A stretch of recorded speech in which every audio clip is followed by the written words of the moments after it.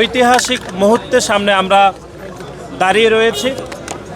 বিশেষ করে আপনারা জানেন যে গত 17টি বছর বাংলাদেশে যে গণতান্ত্রিক আন্দোলন হয়েছিল, সে গণতান্ত্রিক আন্দোলন অগ্রযাত্রায় আপনারা দেখেছেন যে বাংলাদেশে 3টি অবৈধ নির্বাচন হয়েছিল। বিশেষ করে 2014 সালের একটি বিনা ভোটের নির্বাচন, 2018 সালের একটি নিশিরাতের নির্বাচন এবং 2024 সালের একটি আমিডামি নির্বাচনের পরে আপনারা দেখেছেন যে অগণতান্ত্রিক ব্যবস্থা কায়েম হয়েছিল এবং জুলাই এবং আগস্টে ছাত্র জনতা তাদের নিজের বুকের রক্ত দিয়ে যারা প্যাসিবাদ তৈরি করেছিল সেই প্যাসিবাদকে তারা বিদায় করেছে।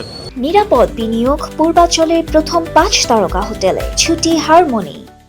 সুতরাং আমরা মনে করি নতুন যে বাংলাদেশ অর্থাৎ জুলাই গণঅভ্যুত্থানের পরে সে বাংলাদেশের আজকে একটি নতুন ভোর উদয় হয়েছে বলে আমরা মনে করি, যেখানে একটি নতুন সরকার এবং একটি গণতান্ত্রিক সরকার আর অল্প কয়েকদিনের মধ্যে দায়িত্ব নিতে যাচ্ছে।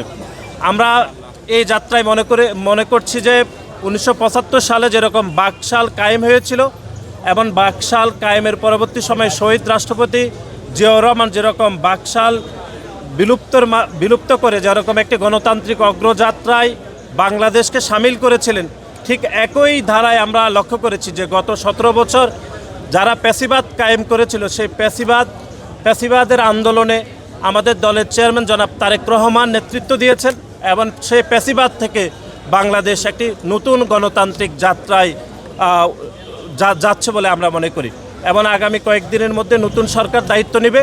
আজকে আমরা আসলে মিলাদ এখানে করেছি, বিশেষ করে আমাদের দলের সাবেক সফল প্রধানমন্ত্রী, আমাদের দলের সাবেক চেয়ারপারসন দেশনেত্রী বেগম খালেদা জিয়া এই গণতান্ত্রিক আন্দোলনে তিনি নেতৃত্ব দিয়েছেন।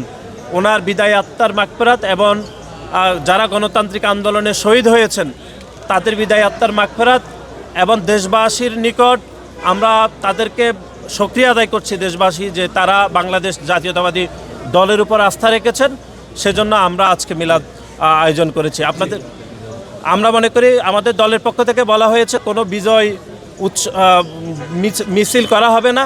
এই সক্রিয় আয়োজনের মাধ্যমে দেশের মানুষের প্রতি আমাদের যে শান্তির বার্তা সেটি দলের পক্ষ থেকে পৌঁছে দেওয়া হচ্ছে।